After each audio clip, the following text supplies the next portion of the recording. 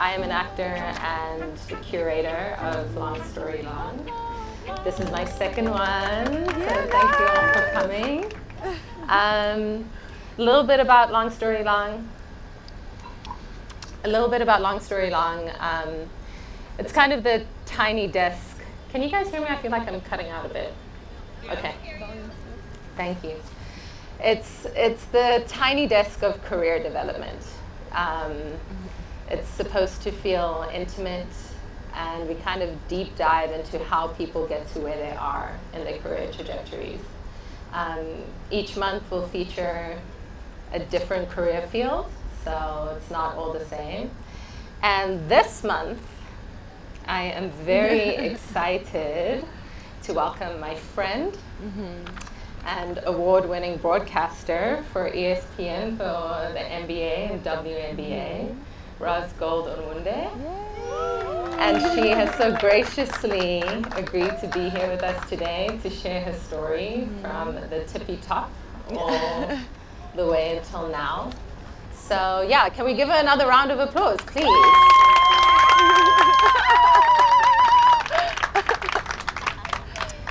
Okay, so let's get started. It's called Long Story Long for a reason, so we're going to take the long way around. So, Ros, welcome. Thank you, Naz. Thank you all for being here. And I'm so excited for you. I'm so proud of you. I told her I'm going to grade her interviewing skills after this. No, I'm kidding. But I'm really proud of you. I'm so happy to sit here with you. Thank you. As your friend, as your you. sister. Yes. Yes, I appreciate the support. Okay, so let's start at the beginning. What birthed your interest in sports? What was that spark as like a child? Was it a teenager? Where did that begin? I started playing basketball when I was 4.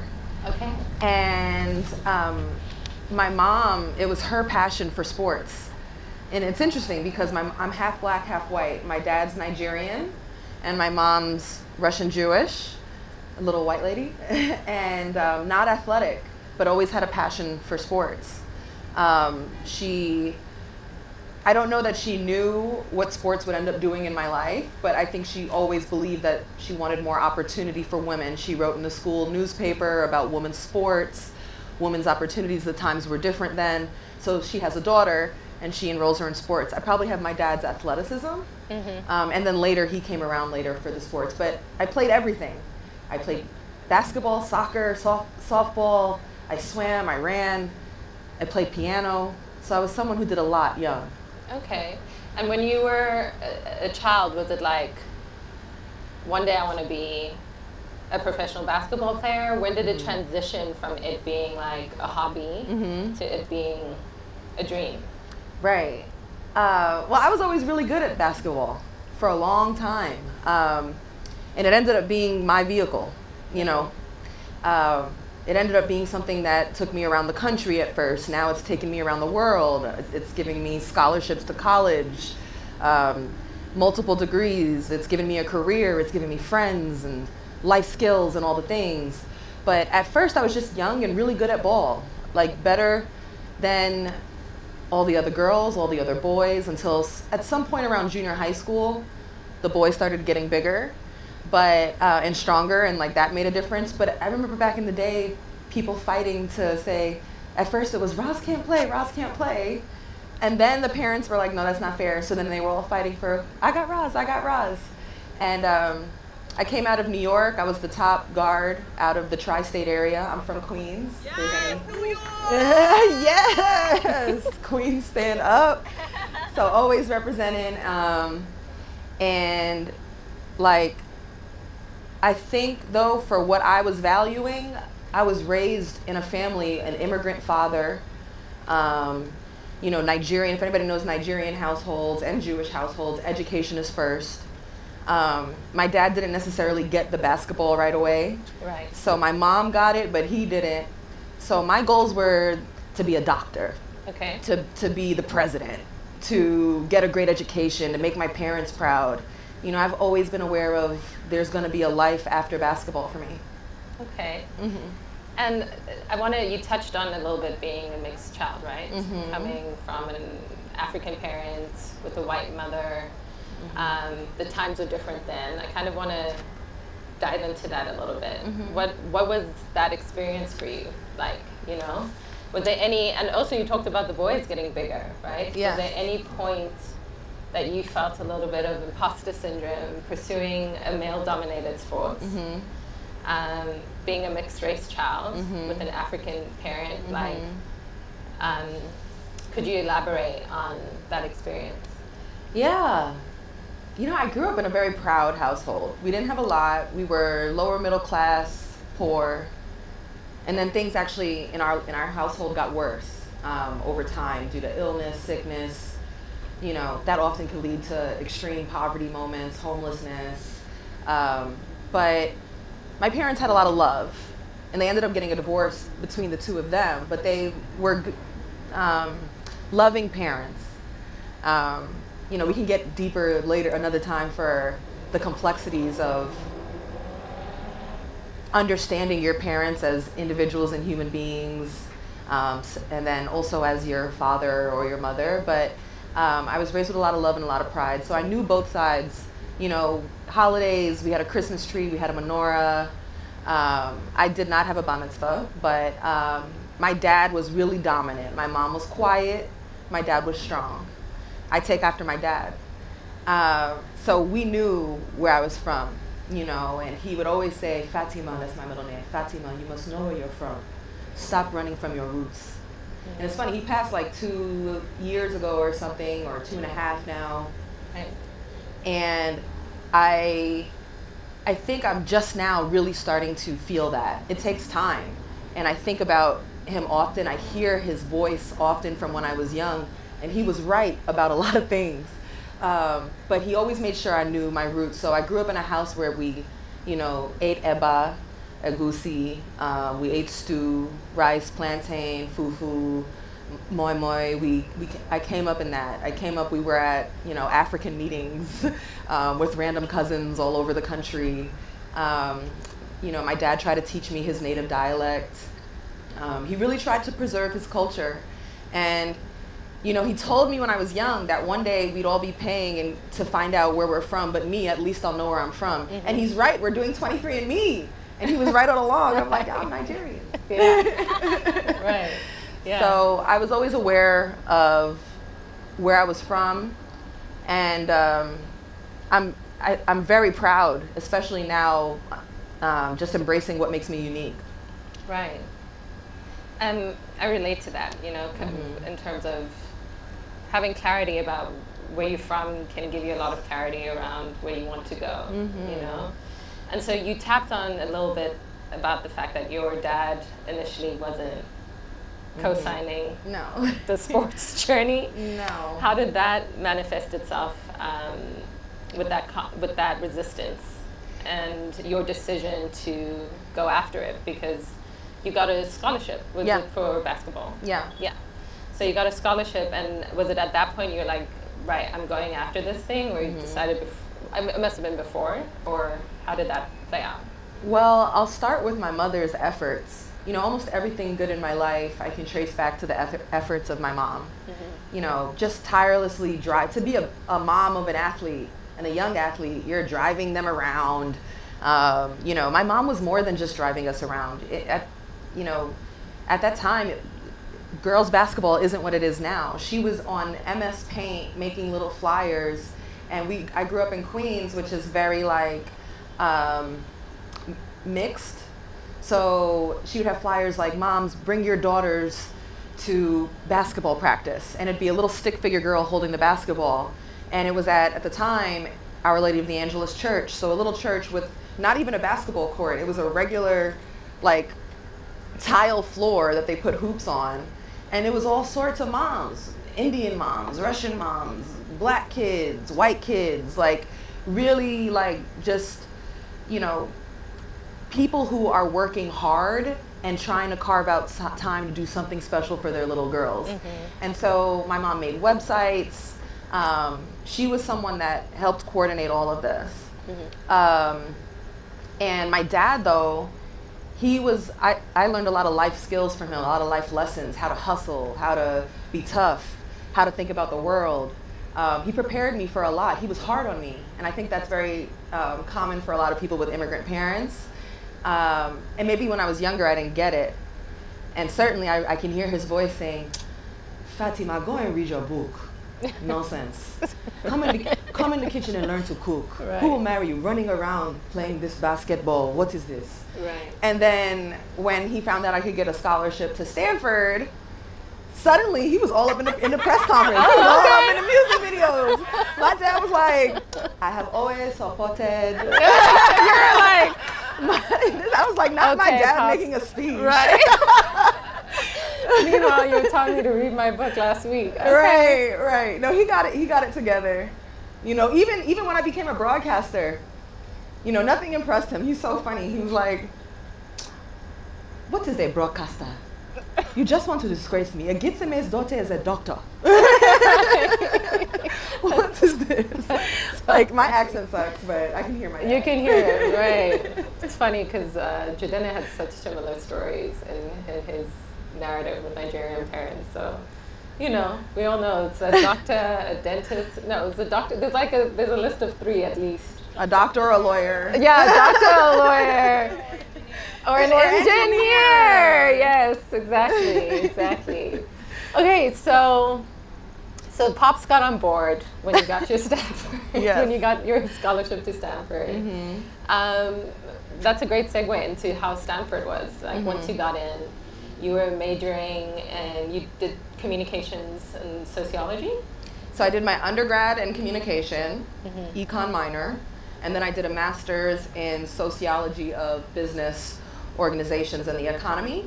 Okay. And I was able, you know, with a great academic advisor to get it all within the basketball scholarship, which I'm recognizing more and more each year in adulthood. Boy, what a blessing, you know, as you see like how hard it is to pay off college debt now. Right.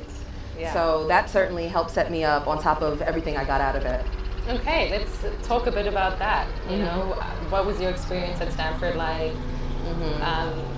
What were some of your challenges playing ball and managing a degree as well, and being a Black woman in that space? You know, I will say, so I was at Stanford. Jadena's a friend of mine as well. He was a little, maybe like 3 or 4 classes ahead, as was Issa. But there was like I think Issa's actually said that, there was a present Black community at Stanford. And I did feel supported. I also came in and immediately had a family in the basketball team. So like I already had sisterhood right away. Okay. And coming from New York to California, like that would be a culture shock, but again, the team was good. People often ask me, how is it going to Stanford? The hardest part was getting in. You know, I've always been someone who like understood what you put in is what you get out. So I was someone who used, you know, office hours. I was in there all the time. I think I got some pity grades. Like, no, but I was active and, you know, I really tried. And I was able to, the hardest part actually was the basketball, not the academics for me. Basketball really, really pushed me. From 18 to 22, I was a young 18 to 22. It took some time for the maturity to hit in. So learning things, to this day, I use so much lessons from basketball in everyday life. In fact, often I feel like I can tell who did and didn't play a sport just by how they problem solve and stuff. But, you know, understanding that a great thing can move on without you, you know, understanding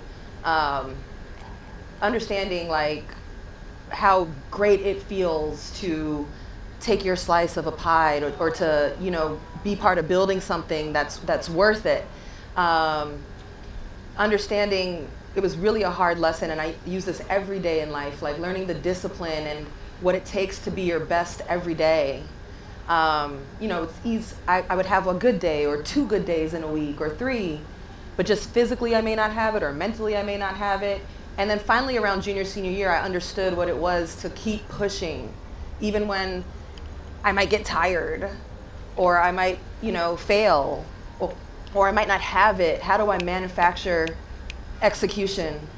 concentration. You know, my job as a broadcaster, especially when I'm in the reporting role, I have such finite, small windows to execute, and the goal is perfection, and there's a lot of pressure on them, and each one feels like the Super Bowl. I really still feel like a player going out there. Right. And like how to concentrate, how to feel like I belong in this moment, how to be confident, how to step into it. What's a routine that I create to help me not miss my moment?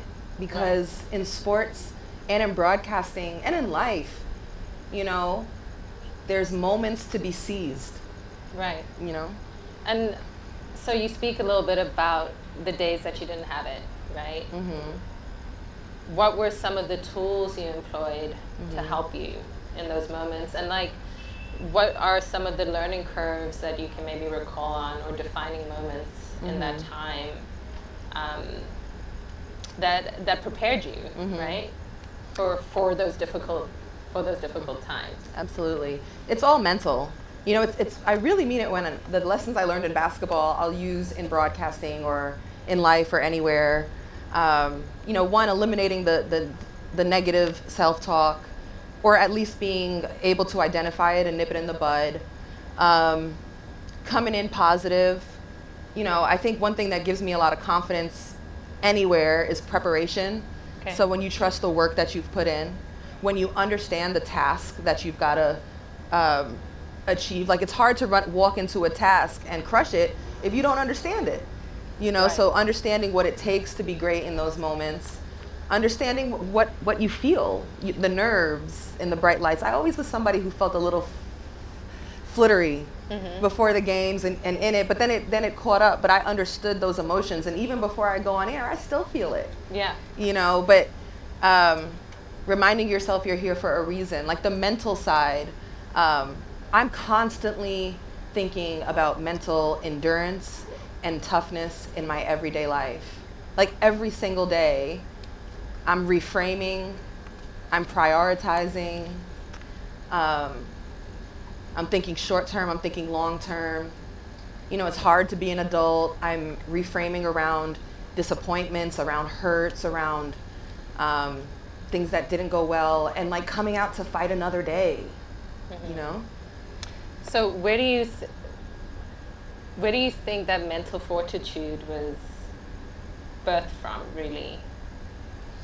My family, my parents. You know, I have my dad's heart, his hustle.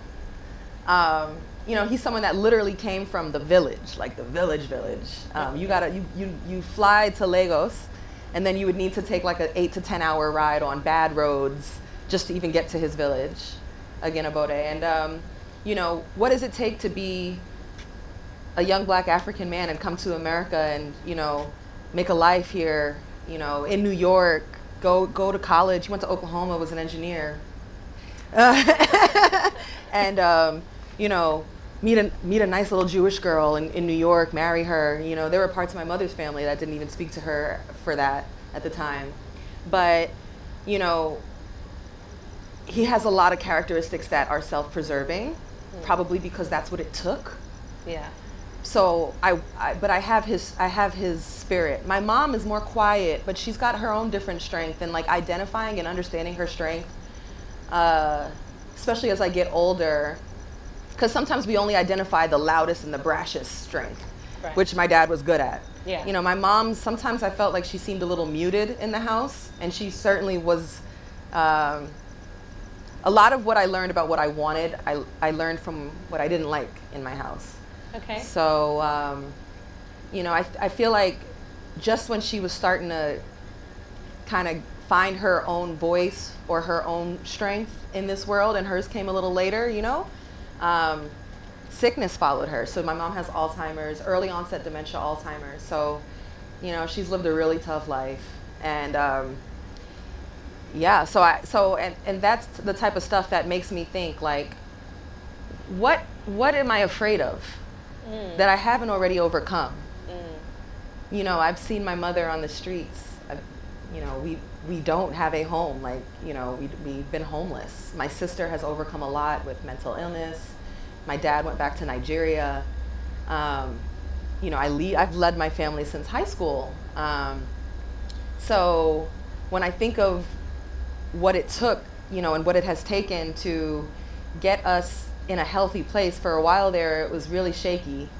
And when I think about what I've seen, why should it be hard to come and speak about ball movement or like who my top team is for the NBA season? Why shouldn't I be able to execute this? What is making me really scared? What is it really? And just trying to face that hesitation and go for it again while the opportunity is here. As somebody who studies sports, we often talk about windows. Right. And like there's windows in everything. And again, recognizing the time to take it. Naz, you could have talked about this event and not did it. You're doing it. Here you are at number 2. Right. Like, who cares if it's packed out? Who cares if it's nobody here? You started it. Right. And I can only imagine the millions of things that was in your head, thinking about why you shouldn't do it, or maybe I'll wait another month, or I'll pitch it next year. Right. And here you are seizing this. Right. Yeah. Yeah, no. To you, because I mean that's those aren't easy cards to be dealt with. You touched a little bit on your mother's sickness. I don't know when that came about in your timeline. If you want to share a little bit about that, and then also the homelessness that came in, and then still having the fortitude, again, I feel like it's a bit of a running theme here, to pursue your dreams in an industry that is, again, I feel like it's tough for women to excel in. And I would like you to speak a bit on that as well. So yeah, I just kind of want to circle back. I'm going to double tap there. I'm just going to double tap on those 2 little points where you touched a bit on the challenges, right, around your home life, and how did that play out in relation to what you were going after, and where in your timeline did that come about? We lived in Queens in a small apartment by the Horace Harding Expressway. My dad was in Left Rack City. My mom was in Rego Park. My dad eventually went back to Nigeria, and we did need him. So, how old were you? Sorry. I was in high school. Anne is my little sister's 5 years younger. So, again, I came up with my dad, and I decided that, and he gave me a lot of life lessons, and I decided I do want a relationship with my dad. But my sister is younger, and it hurt her while she was dealing with the first instances of mental illness that he left. So her relationship's or understanding is a little different. But I was in high school. It started off with, Annie having a number of situations, and I won't say everything because some of that's her truth to tell.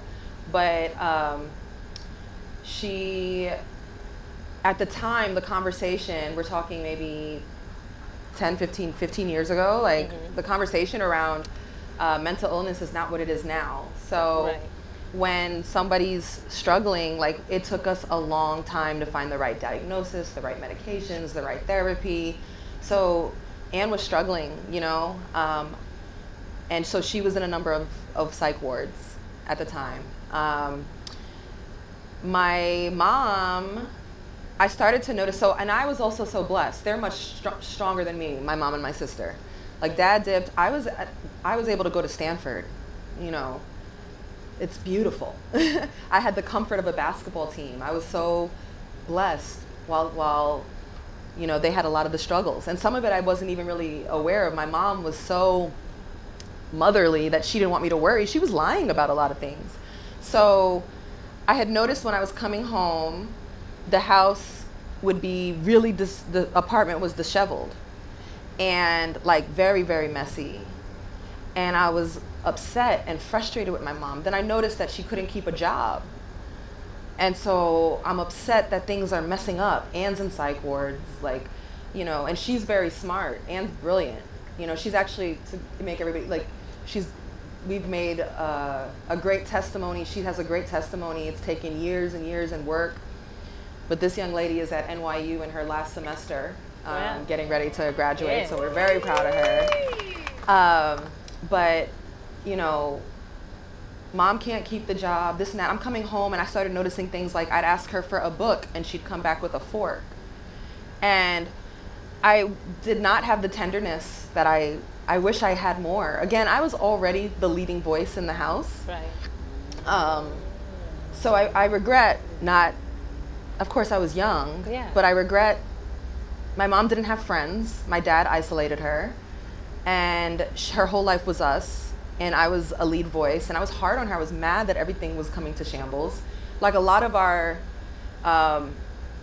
the kids that I grew up with in New York, it's a reality. Most of our parents, by the time we were in college, had to sublet our bedroom, you know, or sublet part of the apartment. Right. So we had a partitioned apartment. So we had a guest, a subletter, which to me sounds just sad, Yeah. you know. And a stranger there, obviously it wasn't good for Annie and then my mom. And then I get a call when I'm in college from my cousin. My mom has one cousin. She's like, hey, Ros, I think your mom is staying at Dunkin' Donuts. I'm like, what do you mean? She's like, no, I think she's sleeping there. And so, you know, my mom's a little quirky, if you know Patricia Gold. So she was talking about Dunkin' Donuts a lot. But again, she's a little quirky. She didn't have friends. So I thought this was like social for her. Right. And she would lie. She would say things are going great. She didn't want me to worry, but she was in Dunkin' Donuts staying there. The subletter had bullied her. Again, my mom was a quiet, soft woman. And my sister was in wards. And my mom just stopped coming home there. And then later, I came there and we tried legally to get the subletter out, but eventually we also just couldn't keep the apartment, so we lost it. So here I was with no life experience, very coddled in a Stanford women's basketball program, and I just graduated now. I'm skipping a year or two here. And my mom is in, my sister's in wards and psych wards, and my mom is in various living situations that weren't clear to me. So she's telling me, and she's starting to get out of it. Like, she's always been a little, but now I'm starting to see she's out of it. So she invites me to come stay with her at her new roommate's place.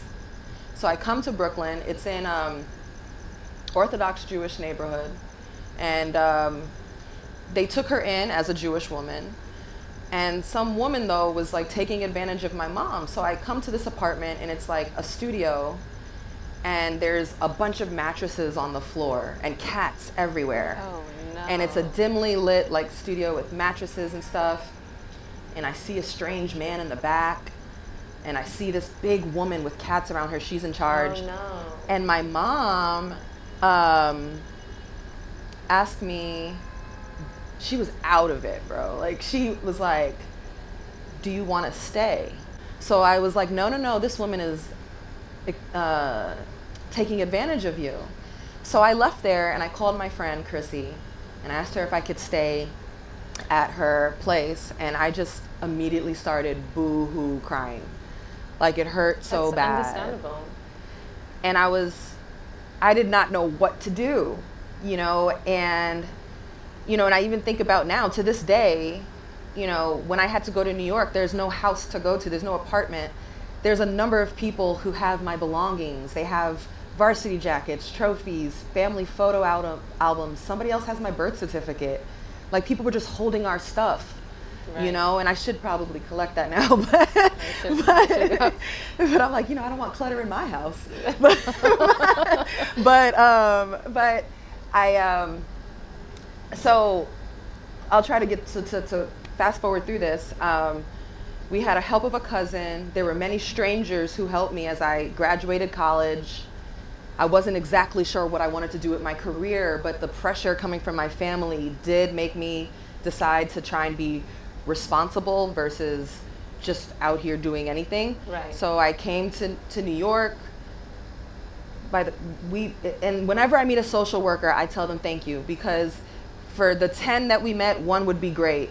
And like, someone did help us. And then we got my mom into a woman's, first it was a woman's Jewish house where they take in women and help, get them back on their feet. So then she got placed in a place where she had her own apartment and there was support staff. Right. But then I'd get a phone call, hey, your mom can't stay here, she can't keep up the apartment. Then we put her in a place where they had a roommate. Get a phone call, hey, she can't stay here because the roommate is complaining she forgets to turn off the fire or she doesn't clean. Okay, then we put her in a place where there was more support for adults. Right. We found a place there, and then I get a call from the doctor and they sit us both down and they say, you have early onset dementia, you have Alzheimer's. My mom, I think, was like 49.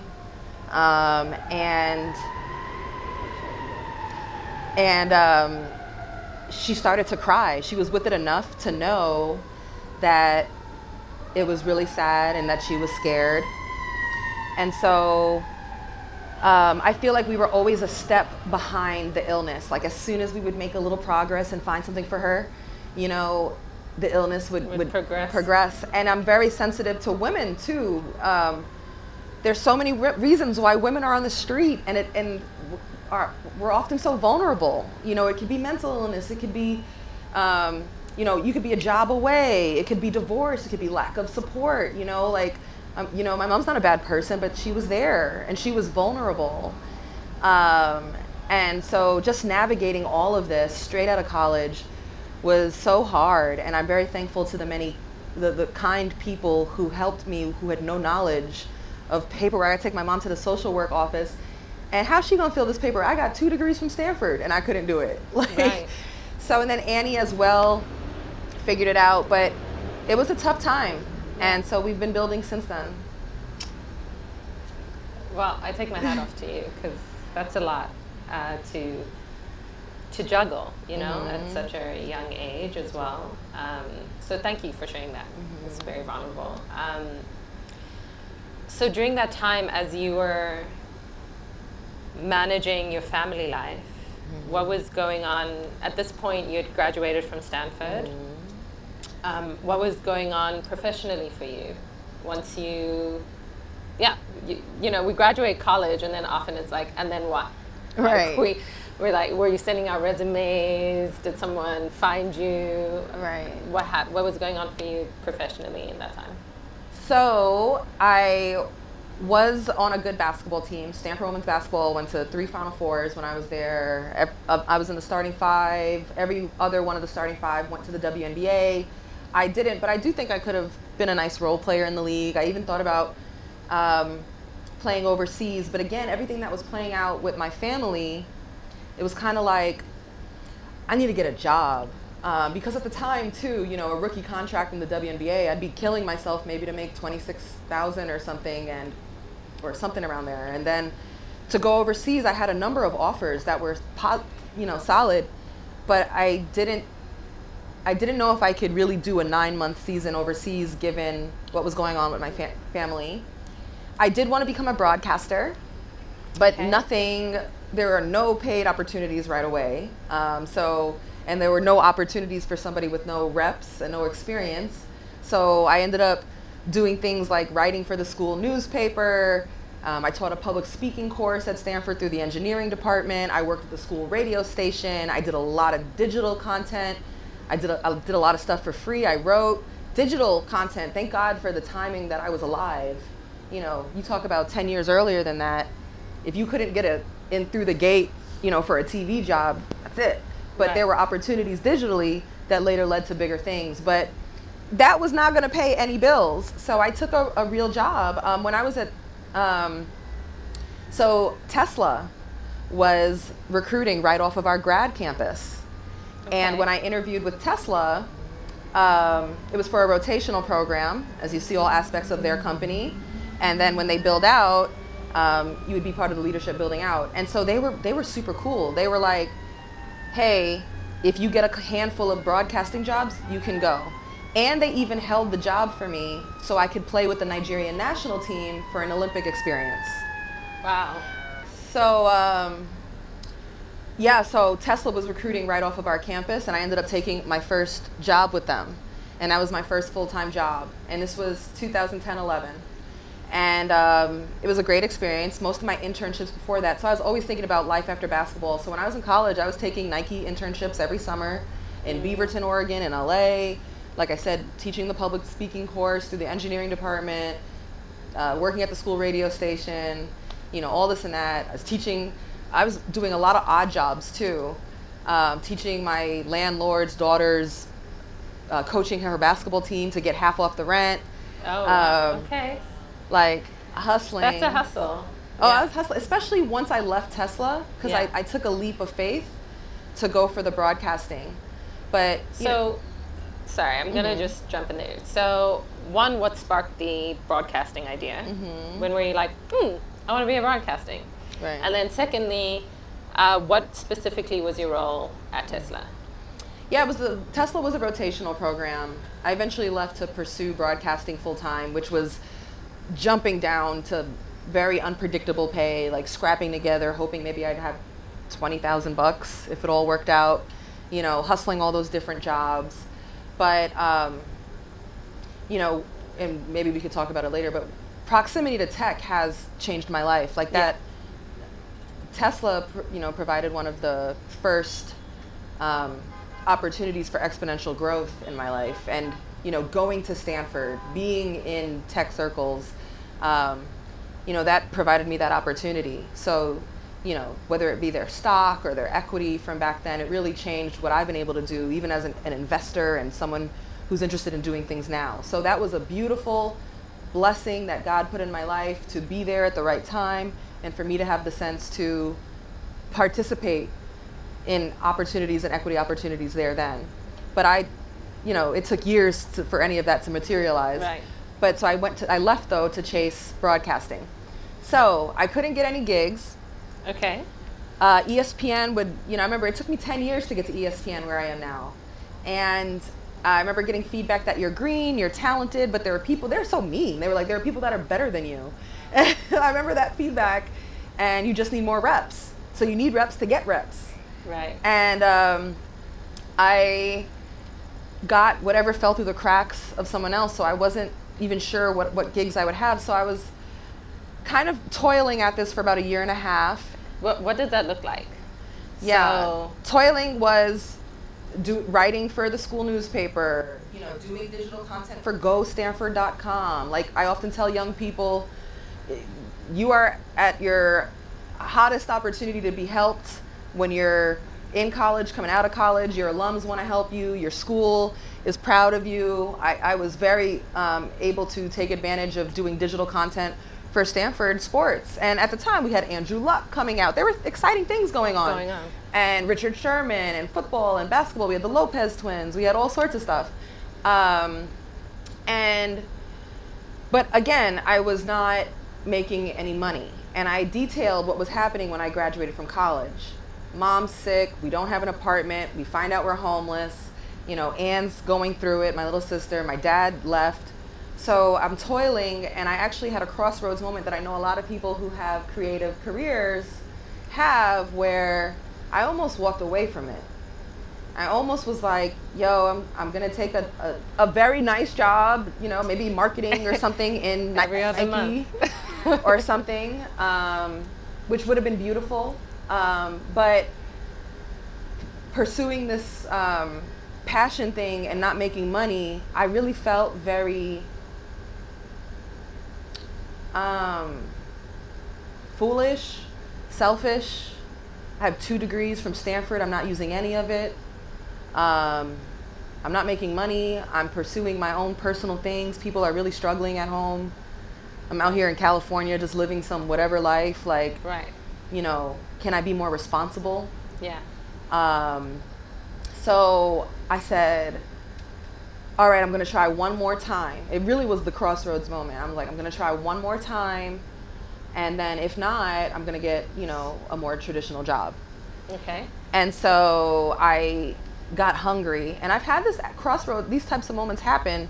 You know, no matter what level you get to, there's going to be a plateau moment, or this industry shifts and you got to get hungry again, you know, or you got to get creative again. But in this moment, I had just come from playing women's basketball. I decided I'm going to start my own digital series around women's college basketball. We called it The Pink Room because we filmed it in my bedroom, and my walls were salmon colored. I love this. And my boy, Kevin Dana, I tell this story a bunch, but my boy, Kevin Dana, was the manager on the men's team. He wanted to get into broadcasting. So we created this show. And, so how do you get a show off the ground? One, start. Two, he would edit it and we'd put it out, but we needed to get followings. So we collaborated. So collaboration is a way to build an audience. There was a women's basketball blog at the time that was popular. I want to say women's hoops blog, I think, but Cheryl, shout out to Cheryl. But we hit Cheryl up and we were like, hey, we're doing this series. When we put it out, can we put it on your page? When you pump it to your audience? And she was happy to have the content. So she had an audience, we had the content. So now we're building a following. Then I was networking. So I had networks at the Pac-12 because Stanford was a Pac-12 school. And I reached out to higher ups and I told them, hey, we're doing this show around women's basketball in the Pac-12. Is there any interest in it? And they brought us in. So we pitched it to them and they were like, this is cool. We put it on our website. Can you do this for us? However, we can't pay you. But we have the Pac-12 network starting next year and it could really help you get a foot in the door. And we thought it would be worth its weight in gold. So we did this thing for all 12 schools, like this little show covering all 12 schools. We did it every week. We'd spend all-nighters. We'd drive from my place in Menlo Park to Walnut Creek and back and tape it there, edit it, give it to them. We did it for free for a year. The next year, Pac-12 networks did start, and I got my first network contract. Yes. And so that was my over the hump moment where I was like, I'm a broadcaster. You made it. And I have a salary that I can count on. I'm sitting here bated breath. Wow. Okay. I'm excited. So, great. So, okay, you started with Pac-12. You got your first broadcasting job. I guess the next question is really, and then what? Right. So I covered women's college basketball. I remember I'm from New York, and I wanted to cover Knicks or New York Liberty basketball, NBA or WNBA. And I had no real way in. So I'll give another example of how networking worked for me. I went to All-Star Weekend. With NBA All-Star Weekend, which is a really great place to meet people within the industry. Everybody in basketball, sports, and sports overall is there. And I met one mentor who introduced me to another. So a woman who played basketball at Stanford, I reached out to her, Amy Brooks. She's head of innovation at the NBA now. But just quick double tap. Did you know her at all, or you just sent her an unsolicited email? So no, I didn't know her, but you do have this kind of warmer cold call because we're basketball. And our coach, Tara Vanderveer, introduced us. Right. Okay. So, it's not like I went through the Stanford directory and was like, email. You did it, yeah. But it is a reach out. You gotta, closed mouths don't get fed. And we gotta find our warm intros. So I followed up with her. I stayed in touch. I learned, I've always been a genuine person. It's not a handout email. It's I would keep up with her. How are you doing? Yeah. Here's a video I did. Oh, this is that show that just got picked up at the Pac-12. Right. And so by the time All-Star came, she was like, I'll give you a ticket. And so I went. She introduced me to another man, Steve Pammon, who's one of my best friends and mentors. And he then had me sit with him with the whole Knicks leadership there. Okay. So I met them, I got their emails, I followed up, and without being, I hope, not annoying, but I was aggressive. But I sent clips. There wasn't even necessarily a job for me. I also sent suggestions of what could be useful for them. Do they have a storytelling digital team? Look at how some other places are doing it. And then when they had the position, by March, April, I had a role as the digital content creator for, I wore a lot of hats, but for the New York Liberty.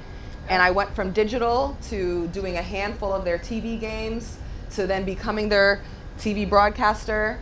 I did digital content for the Knicks at MSG.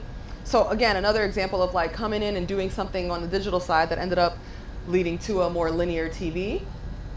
And then from there, again, utilizing networks. Again, I think that'll be a reoccurring theme. Like, nothing is a cold call, or nothing is by fate. So like, even getting to the Warriors. So timing matters. The G League was starting in the Bay Area. The Golden State Warriors were starting a G League team, the Santa Cruz Warriors. And I went to school with Kirk Lacob. His father owns the Warriors. Okay. So, but I went to school with him, so he's in the mix for making decisions around the G League. He knew of me. He knew I'd already been putting the work in on the women's side, on the college side. So they hired me as their analyst for the G League, which was progressive at the time, a woman analyst on a men's pro league, even if it was still the G League. Then I did that for a couple of years. I was wearing a ton of hats. All of these jobs are like 5 roles in one. And then the Golden State Warriors sideline reporter position opened up, and I got called up through the team. It was the ownership group that actually pitched me to Comcast. So I had no experience, but just to like fast forward you, so I get to the Golden State Warriors, and it's the first year of Steve Kerr with Stephen Curry and Klay Thompson and Draymond Green, and boy, oh boy, did I catch a rocket. So the Warriors won a championship that year. And all eyes were on like the masterclass that Stephen Curry was putting on, and the Warriors were just blowing up into what the superstars that they are now. And here I was, this like the little girl asking all the questions, and was the team reporter. So by default, eyes were on me. And so that was absolutely a rocket ship moment in my career. And we can double tap it on like what I did to prepare for the intense magnifying glass that came during that time, because I wasn't ready for it at first. I wasn't good at the role. I was a tomboy. I didn't even know how to do makeup. Like, I was just out here. I was kind of, I had to learn fast, and also learn how to be a young woman in, a fast-paced, moving, bright lights. These guys were becoming the Beatles in a male sports world. How do I hold myself? How do I do all this and that? So I'll just take you on the trajectory. So then from there, the Warriors, I ended up doing very well with them. As they were soaring, we were soaring, I was soaring. I ended up having the opportunity to cover the Rio Olympics in Brazil for NBC, which I count as one of the highlights of my career as the reporter for the men's basketball. And from Rio Olympics and the Warriors, I was their local sideline reporter. I then from there was able to go national. And so now I cover the whole NBA. I got picked up by NBA on TNT. I'm now with ESPN. I cover NBA and WNBA for ESPN. And I think that would cover the trajectory of things. Of how things went. Yeah. Okay. Yeah. So well, really double well tapping. done. Yeah, we're gonna go back a few steps, but well done. Very impressive. So yeah, it sounds like a lot of the relationships you built at Stanford played an integral role in helping you get a foot in the door. Mm-hmm. After the fact, which mm-hmm. is great.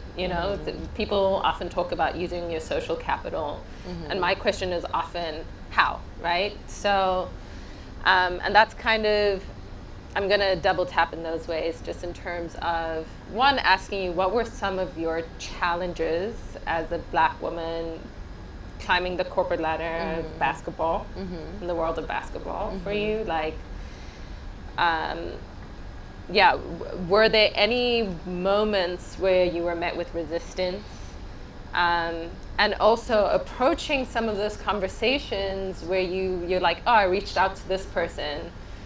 I'm often stumped sometimes with the how to go about, with the how of how to do these things, right? We're like, okay, I want to get there.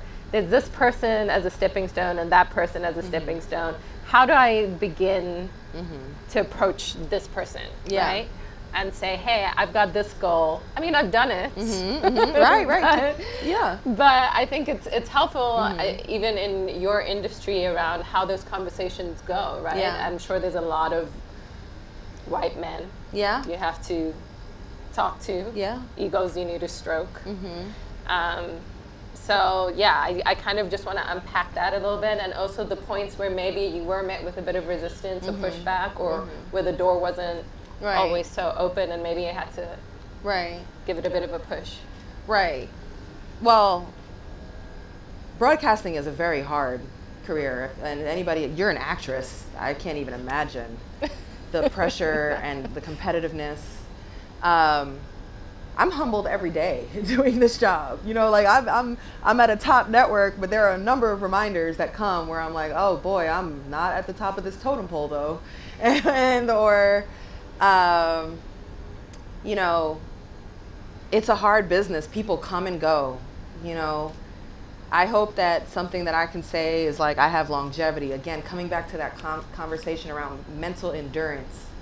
Like, I hope I have career endurance. I've already existed in broadcasting in a number of ways and roles. You know, I'm flexible. I'm smart. You know, I'm ready to adapt. You know, I can cover sports in a number of ways, whether it's with a tech or a business focus, or if it's, you know, breaking down the game as an analyst, or coming up with a heartwarming story to tell as a reporter, or, you know, it takes hard work. It takes intelligence. It takes emotional, you know, making good relationships with people. You know, I feel comfortable saying I'm well respected, like, you know, and I can lean on that. I feel really good now, especially talking to, you know, Stephen Curry or, you know, anybody in the NBA and WNBA, Diana Taurasi, like, Candace Parker, like but that comes with time. So I think what I will answer is that I think it is hard to be a Black woman in broadcasting, and especially when I'm talking with young girls now, I'm always getting asked questions like, well, you know, should I be wearing this, or can I do this? You know, I'm rarely met by young Black women asking me questions about their content. I swear it's all about being penalized. And you know, I feel like as women in general, we're often so busy trying to prove what we're not, that you can't even really show up and just show what you are. You know, you're so busy trying to show that you're not in the locker room trying to get picked up, or you're not trying to flirt, or even learning how to dress as a Black woman. I'm very curvy. You know, the same dress on me is going to look different on someone else. You know, being worried about how that translates. You know, as an adult woman now, I'm not trying to hide anything. I am many things at once. But as a young girl coming up, boy, especially, you know, now we're in a day and age of storytelling everything. But, you know, you talk about 10 years ago, people were telling women to hide. I was told to not have a social media account. You know, now I recognize that, you know, there's a whole business of Ros where being me makes money, you know, and my authentic self is interesting, or like my passions are valid. We were told to hide that. You know, you fast forward, look at how society has changed. Everybody's understanding how to monetize and how to build themselves out as a brand. We were discouraged, especially as Black women. You know, I think coming out of the pandemic, it's become a bit more of a safer place on air. To now, companies are saying they want authenticity. You know, and I hope that the effort stays the same, but they want, you know, more Black women, Black faces. You know, I feel like, unfortunately, it took racial unrest and a pandemic and all this and that for companies to start to see different faces on air. You look at what ESPN's top faces before the pandemic looked at, and what they look like now. And so there's definitely been a shift. It does feel safer, but we've got to advocate for one of the safer to be yourself. To, you know, I've always been wearing braids, natural hairstyles, protective styles, weaves. I've always been, you know, trying to find moments to represent. It's been important to me. I've gained a reputation. I'll wear Ankara, fabrics, texture, African clothes. I'll wear clothes for the culture. I was just wearing a shirt the other day that said Queens. Like, you know, it was such a moment to wear hoops. Like, I've been wearing hoops, you know, like I've always been someone who was comfortable being themselves. I hope that has differentiated myself and also made it safer for future generations, or the ones coming up behind me. But that's where it's at. Yeah, you actually just touched on something that I wanted to tap in on. What was that time like for you as a broadcaster, right? Because everything shut down. Yeah. Usually on the court. Like, Yeah. Where was your career at that time, and how did you pivot? Yeah, good question. So right around the pandemic, it was really awkward for most anyone, any broadcaster. Sports stopped. I was transitioning between Turner, TNT, and beginning opportunities at ESPN. The conversations, I was hosting a show called First Take, weekly. They were traveling me from LA to New York to do it. Everything, like, there were a lot of things we discussed that were in the works to happen, and then the pandemic, and then COVID, and it all shut down. Nobody was traveling anywhere, and like I didn't have anything in stone as far as a contract, and it was awkward. And I actually moved myself to LA. What? Not the word awkward. It was awkward. It was uncomfortable. I was actually looking at my savings account and wondering how long I could live off of it if I had to. Right. Again, I didn't have anything in stone at ESPN. And so even when there were inklings of sports, I was not with a network. So I was kind of on the outside looking in. I couldn't even cover the little bit of basketball that they were doing. I wasn't with anyone. Right. And I was unsure. That was, so up until that point, I would say, so 2010 to 2019, it was pretty much straight ascension.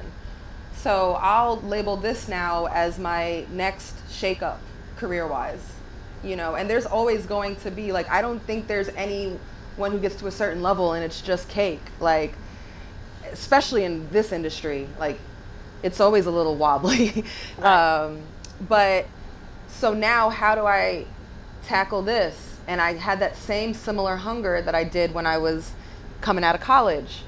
So I very much recognized for the first time that I was very vulnerable to my salary. Like, if I didn't get a check from a network, I really didn't have another way to make money. And I'd never thought about it that way. I'd never considered what creating revenue streams, alternative revenue streams looked like for me. And so now I'm hustling. So I thought about, all right, I'm going to start to create content. I have great relationships with the players, right? So I started up a show where I was able to interview them, use my contacts, hit them up, be like, yo, would you do this interview? And we created a show. And I actually was able to do that on the fringes with ESPN, their digital team, as a contractor. And we built that out. We did like 8 episodes, and it was pretty cool. And it was living on ESPN YouTube. There was also Rich Kleiman and Kevin Durant had started the Boardroom, and it covers the intersection of sports and business. And again, as somebody who has worked in tech at Tesla, who has gone to Stanford, who came up through the Bay with the Warriors and was around a lot of tech and stuff, I worked with them talking to founders. So I did a lot of interviews with founders, which later also provided a network that was very valuable. And an understanding, it also piqued my first curiosity around the sports and tech, and recognizing trends. And it also helped allow me later, as I've built out as an investor, like how to get in on these deals, how to be on cap tables, what to look for, what to ask for, what is my strategy. But again, like, look at how these time and situation moments that you don't even understand end up pivoting you into bigger things that you couldn't even imagine. You didn't even think of, right? Yeah. Right. So the Boardroom thing, that ended up being a very good exposure. While I was not covering anything with a network, Boardroom was getting reposted by Kevin Durant. It was, it had its own platform, and it had its own lane that nobody was in yet, which was sports business. And so I was kind of like their face for it. Great. So it ended up working.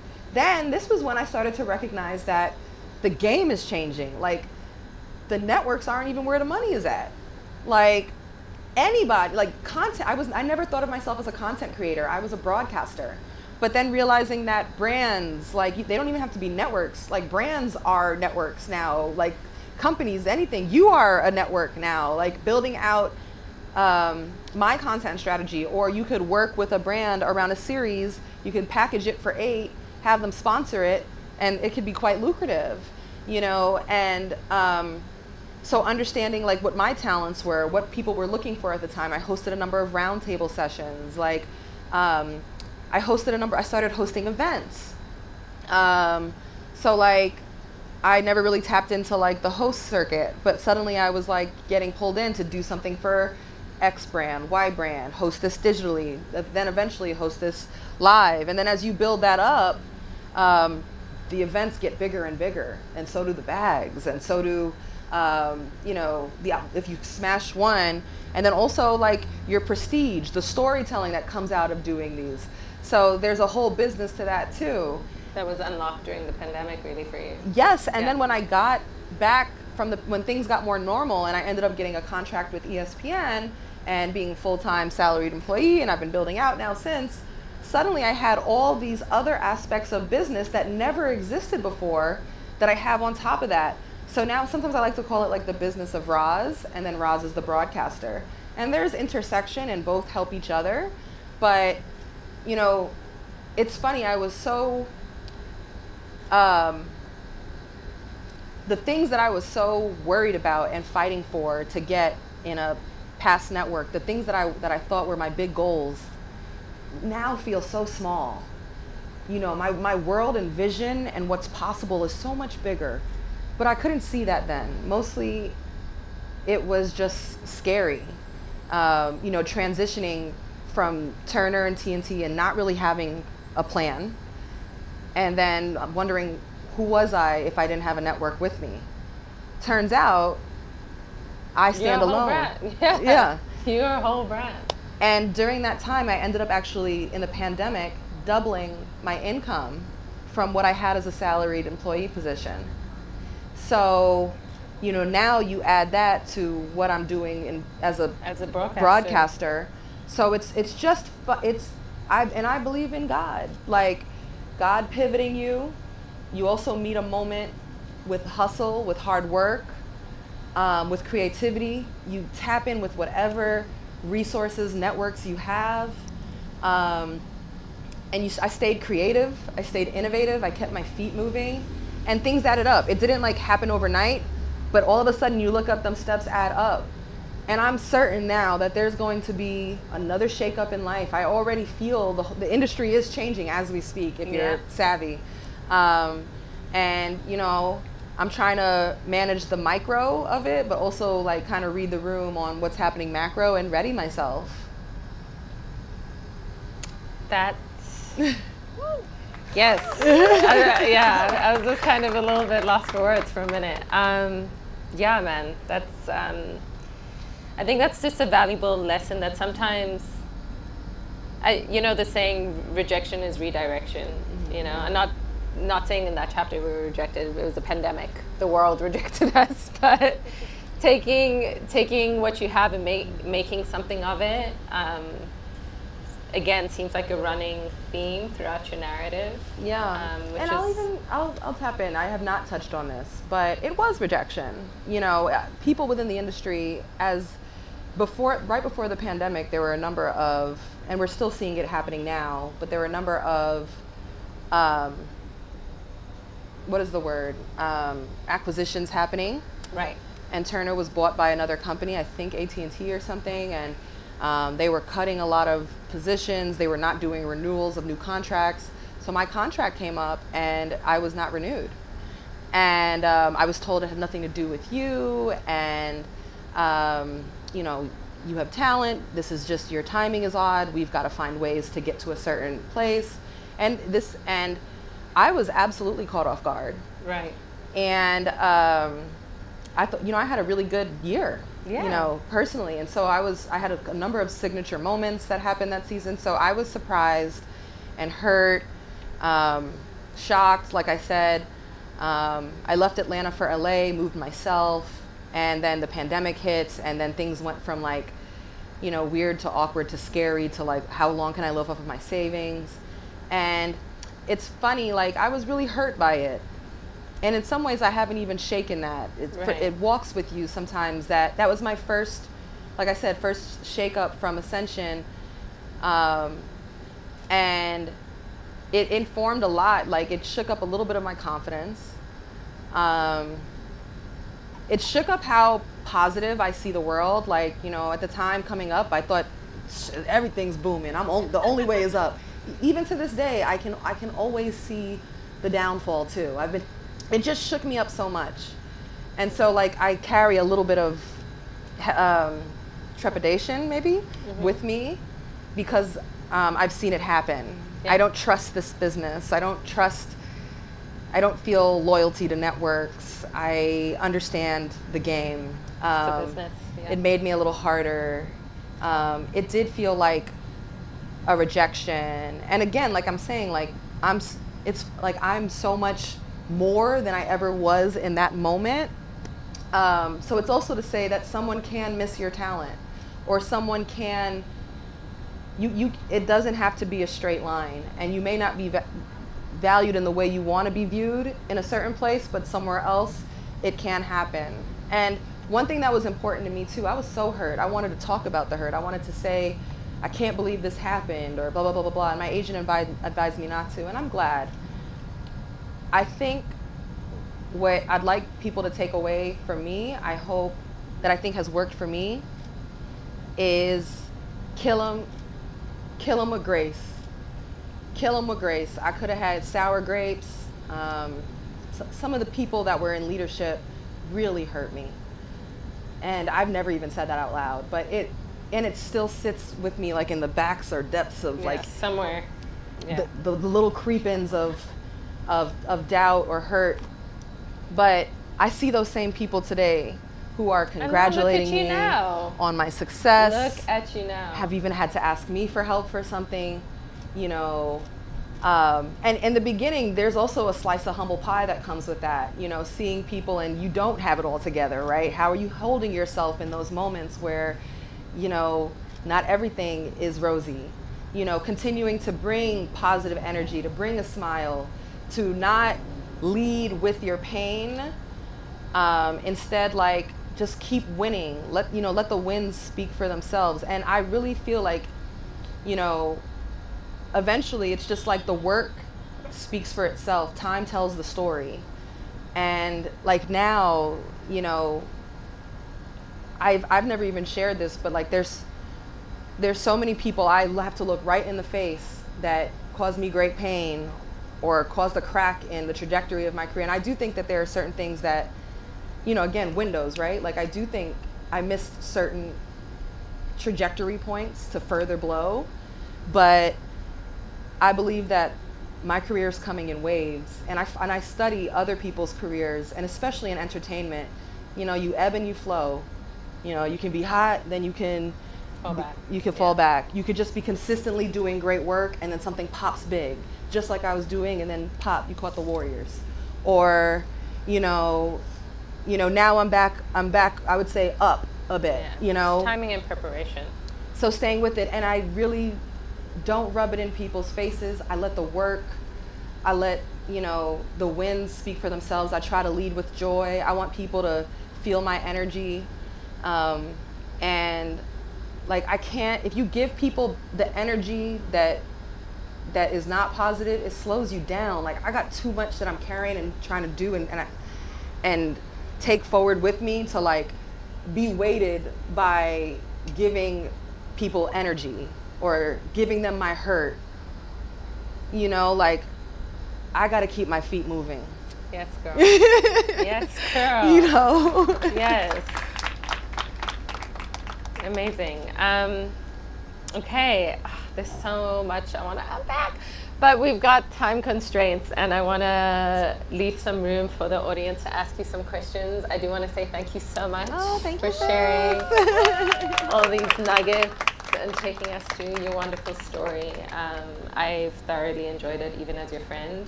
I've learned some things. Yeah. So, thank you. Thank you. I'm going to open it up to the floor if anybody would like to ask some questions. Sure. Here, I'm going to pass you the mic. Hi. Hi. Hey, sis. And I'm first generation to the Global Organization.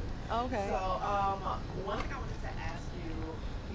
touched on it, was how did you deal with everything when it was happening so fast? Like everything that you wanted, bam, started happening. One, what was going on through your mind? How did you deal with that? And then my second question is, as you look back at everything you did, was it worth it? Like, are you living your dream? And does it feel like the way you thought it would feel? Good question. I'll start with the second. I'm absolutely living my dream. I think I'm living a life that would make my mom proud. If she doesn't talk, she doesn't walk, she doesn't know what's going on anymore. But this is what she probably, like, this energy is what she was working for. I don't think she knew it was gonna, like, her efforts would get me to get a college scholarship or to have some career on TV or whatever. But my freedom, my joy, the life I'm living, I think this is everything that I would have dreamed of as a little girl, but more. I do what I love. I love ball. I enjoy the lifestyle of this career. I am thankful for what it's allowed in my life as far as comfort and happiness and the people I'm around. I'm absolutely living my dream. And as someone who has held different jobs, it also helps give perspective to why I need to approach every day with gratitude and energy and joy. You know, even through the blessings, there's days where you don't feel like it, or you're feeling slighted, or you're feeling stagnant. So like having that greater understanding of like, I know what life could be, and I'm glad that this is my reality.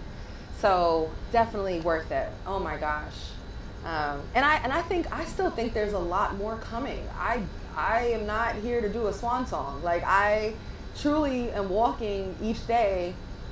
I think I got another glow up coming. I'm not even gonna tell you like I have a formula. Like, what I did is what I did. It came from a place of heart. You know, I talked about having my dad's strong personality, but my mom also had kindness and love. I think that I had a lot of that poured on me too. You can't do anything alone. And I also think there was a fire under my butt. There were no other options. No one was gonna give me $5,000, or there was no apartment to go to. I had nowhere to stay. I spent the majority of the beginning of my years out of college on couches. I was really good on a couch. And you know, that's a lot to motivate you when there's no other option. Hi, I'm Cece, and I am born in the Congo. Hey. Raised on the continent, 6 different countries, so Yes. I felt Yeah. you said the lawyer, doctor, engineer, I totally felt that. There were a couple of things you mentioned that I definitely resonated with, but is not talked about often. And I noted them down. One was the survival skills of seeing the difficulties around you, but having the room to escape. I think is a conversation that we should definitely tap into. The other one was not feeling African enough, not necessarily feeling American enough, and then having other cultures that you're raised around, and how you're able to go back into the world. Like, I think about your experience of going back to Brooklyn and then going back to Stanford. Right. Right. What is that mental? And of course, you have this basketball team and the support, but it's, choosing to leave certain things where they are and deal with them where you can. And so my question to you really is, what advice or thought remains true to you? What was that thing that kept you moving forward and not feeling guilty enough to feel like you're forgetting where you're coming from or what's happening behind you? Good question. I would start with my dad's he was adamant about me knowing where I was from. And I'm so grateful for it. At the time, I found him overbearing, hard, mean. There are a number of things that I did not get about my dad. And a lot of it had to do with culturally. Being an American kid and having an African father, and then having a white mother, she didn't get it either, which is also part of why they got divorced.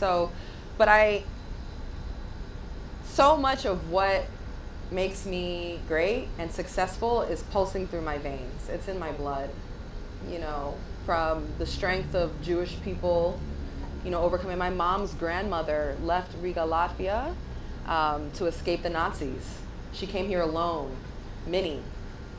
And then, you know, we were Schneiders before my mom's dad married my mom's mom. So he was Gold, she was a Schneider. Like, we were Jewish. And, so like the strength already, like coming from there, from, you know, my father, like everything it took to come to America and the hustle that he had, kind of mixed in there. You talked about not being like African enough, not being white enough, not being black enough. Like, yeah, there's a lot of conversations around this as far as like, especially for mixed race kids. You know, we could have a whole conversation. I truly believe there are many ways to experience and express blackness, and we need to normalize a conversation around that. And, you know, an acceptance around different versions of showing up black. But I remember playing for the Nigerian national team, and I was one of the few American players, and I was with them traveling all through the continent, getting ready for the Olympics, the 2012 Olympics. So, and trying to qualify for it. And I remember the girls on the team were kind of hazing me, or like they were like, they didn't think I really knew what I was about. And so they would, you know, call me things like Akata, which is like American black, or Oibo, which is white girl. And, but eventually I earned their respect. They saw that I knew how to eat, you know, eba, fufu, stew, soup. They saw I knew my food. They saw I knew where I was from. You know, they even tried to teach me pidgin. And actually that experience playing with the basketball team helped me to understand my father more, who I recognized like, oh, this is everybody's father was saying this or acting this way. This is what it is to be a Nigerian parent, you know. And so I guess the advice I would give to answer your question, it's hard to, this is, you know, easy to say, especially in the moment, but my advice would be to embrace what makes you unique and special. Where you're from, who you are, is going to inform the way you storytell, the way you talk about the world, the way you see the world, the way you impact the world. You don't want to do it like anyone else but yourself. Great. One over there and one at the back waving. Him and then him at the back.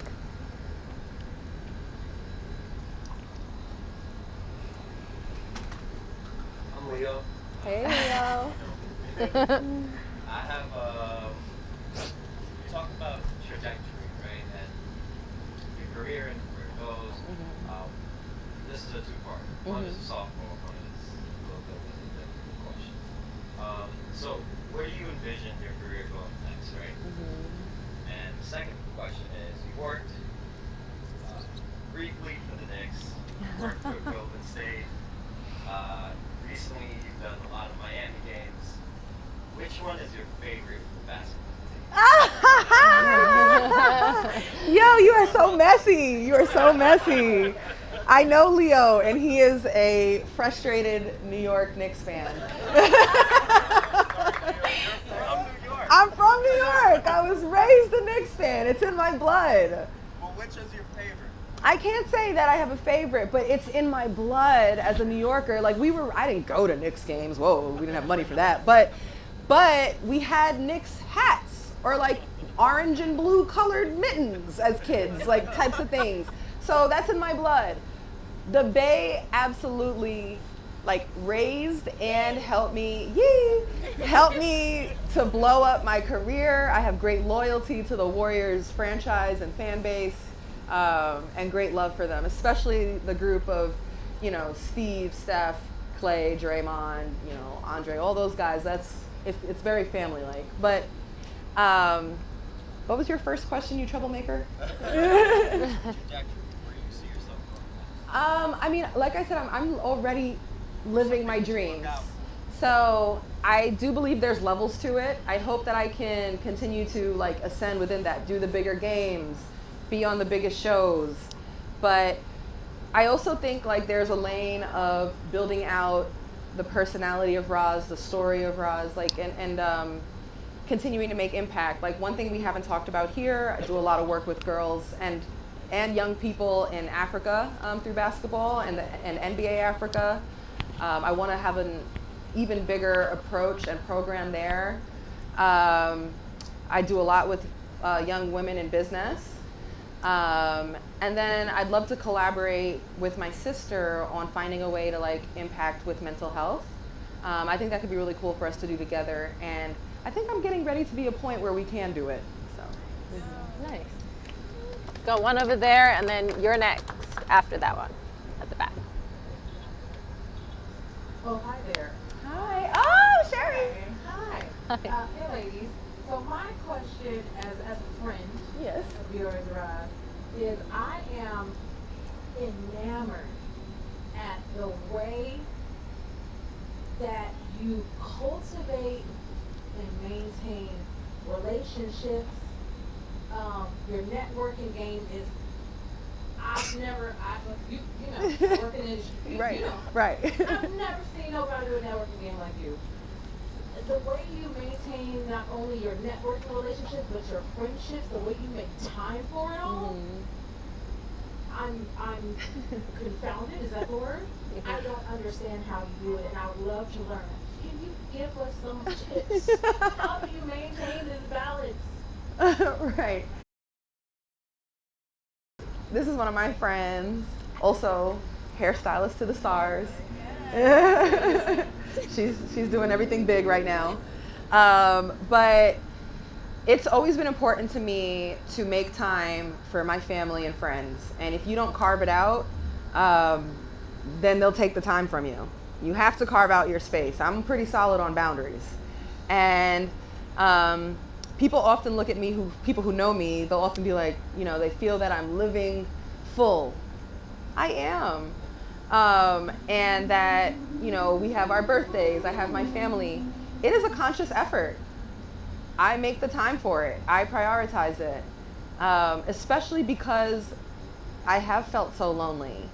I do feel alone, especially now as I like get older. It's hard to be out here as an adult in 2023 where there's so many requirements, you know, especially as a woman. We gotta be entrepreneurs, businesswomen, philanthropists, baddies, IG honeys, in shape, you know, social. We gotta be a part of membership. We gotta be seen at things. We need a Europe vacation. We need this. And it's like, how can, it's so much and it's so hard. And, you know, I am alone in some ways, like trying to fight for our slice in this world.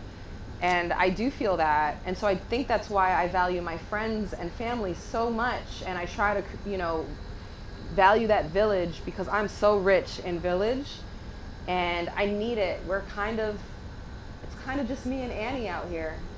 Dad's gone, mom's out of it. My godmother, Sharon.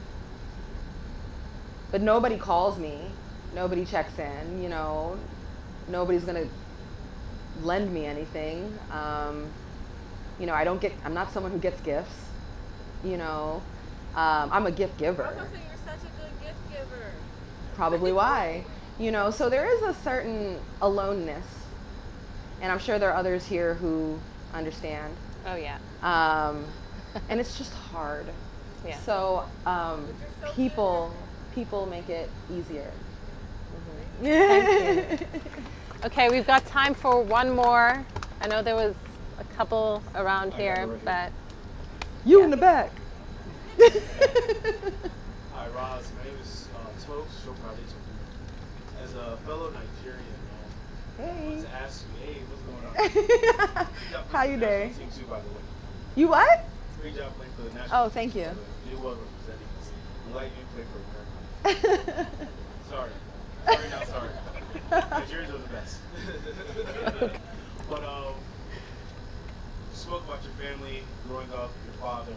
You know, listening to that as a Nigerian man who will one day raise American children, what advice or what things would you say to me to just think about you know, as a Nigerian person, we're very rooted in this culture, the ways of being and thinking. Primarily grew up in America, but still rooted in culture. You know, to raise an American Nigerian child, or raise a Nigerian child really with an American point of reference. One of the coolest, it's a good question.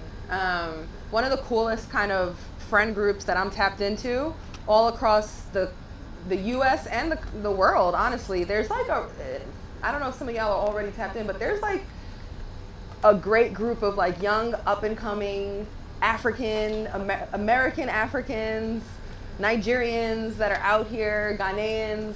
We all know each other. We all tap in with each other. We often travel with each other. People have done year of return. I actually met Nas in Ghana, like, you know, so like I think first and foremost, securing your own tribe of culture and friends will help make you feel at home, you know, especially for me too. Like I didn't come from two Nigerian parents, you know, so even my ability to like do, you know, speak pidgin, this and that, it's not as good as some of my other friends, right? But being around them makes me feel home. I can feel my dad. I can remember how he sounded, how he danced.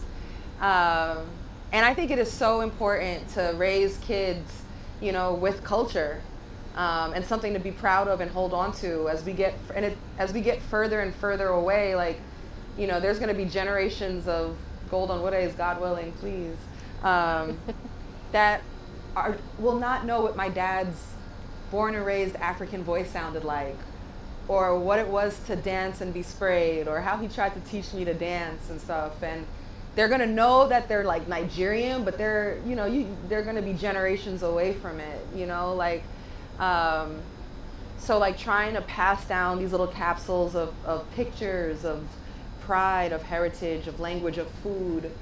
And same thing on the Jewish side. You know, I knew a little less about my mom. Again, she was very dominated in our house.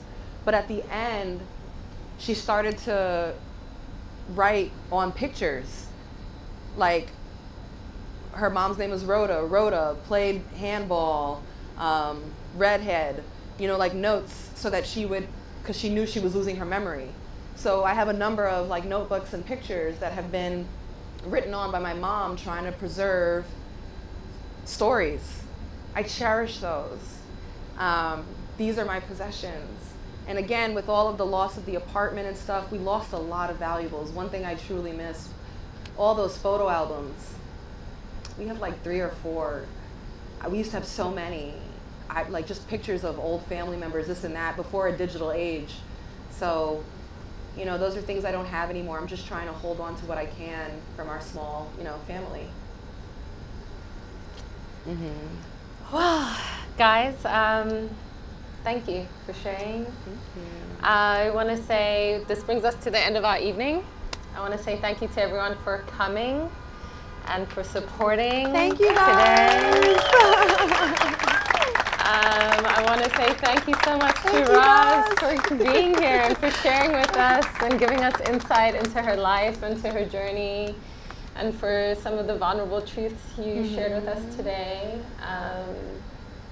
Those moments aren't always easy, you know, to expose ourselves to the parts that we hold dear. So that's not lost on me. I want to say thank you. Thank you. Thank you for making me feel comfortable.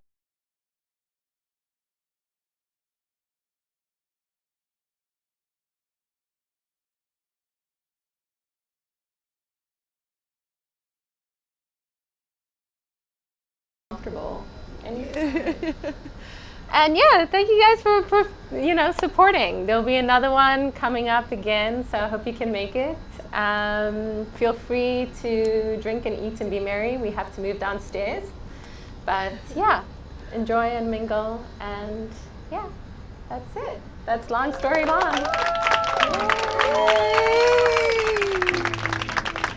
Awesome. Thank you, Nas. Great job. Thank you. Love you. Love you.